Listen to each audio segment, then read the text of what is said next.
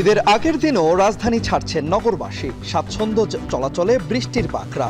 উত্তরের সড়কে বাড়ির পথে স্বস্তি, যাত্রী চাপ নেই রেল ও নৌপথে। আজকে তুলনামূলক স্বস্তিতে আমরা যেতে পারবো বলে আশা করছি। এখানে এসে টিকিটটা সহজে পেয়ে গেছি, আলহামদুলিল্লাহ সবকিছু। জুমাতুল বিদায় বিশ্বজুড়ে শান্তি কামনা। শোলাকিয়া সহ সারা দেশে ঈদ জামাতের প্রস্তুতি। সৌদির সাথে মিলিয়ে চাঁদপুর সহ দেশের বিভিন্ন স্থানে ঈদ উদযাপন।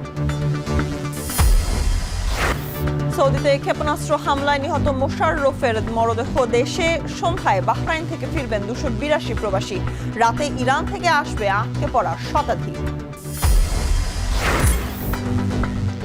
এবং ঈদের আগের দিন গরুর মাংস 800 থেকে 1100 টাকা বেড়েছে। খাসি মুরগির দাম, সেমাই চিনি মশলার বাজারেও ভিড়।